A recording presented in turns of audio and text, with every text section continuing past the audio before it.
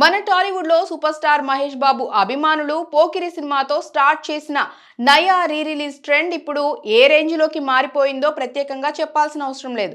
అప్పట్లో ఎన్నో classics black బాస్టర్లు industry hits చిత్రాలు మళ్ళీ థియేటర్స్ లో రీ రిలీజ్ చేసి అప్పటి రోజుల ఎక్స్పీరియన్స్ ని థియేటర్స్ లో మళ్ళీ అనుభూతి చెందుతున్నారు. అయితే ఈ రీ రిలీజ్లు కొన్నాళ్ల క్రితం హీరోల బర్త్డేకి వచ్చేవి, కానీ ఇప్పుడు అకేషన్ తో సంబంధం లేకుండా వస్తున్నాయి. అయితే ఈ మార్చిలో మాత్రం వస్తున్న రీ రిలీజ్లు మన తెలుగు సినిమా లవర్స్ కి పండుగ అని చెప్పొచ్చు. ఈ ఒక్క నెలలో ఆల్రెడీ 4 సినిమాలు లాక్ అయ్యాయి. అది కూడా 4 మంచి క్లాసిక్స్ కావటమే విశేషం. మరి మొదటగా సూపర్ స్టార్ మహేష్ వెంకీ మామ కలయికలో వచ్చిన క్లాసిక్ మల్టీ స్టారర్ చిత్రం సీతమ్మ వాకిట్లో సిరిమల చెట్టు చిత్రం మార్చి 7న రిలీజ్ కి రాబోతుండగా, మార్చి 14న కాలీవుడ్ సెన్సేషన్ క్లాసిక్ మన తెలుగు ఆడియన్స్ కి కూడా ఎంతో ఇష్టమైన యుగానికొకడు రాబోతోంది. ఇక వీటి తర్వాత మార్చి 21న పాన్ ఇండియా స్టార్ ప్రభాస్ నటించిన సలార్ మూవీ అయితే రీ రిలీజ్ హీట్ ని మరింత పెంచిందనే చెప్పాలి. ఇక వీటితో పాటుగా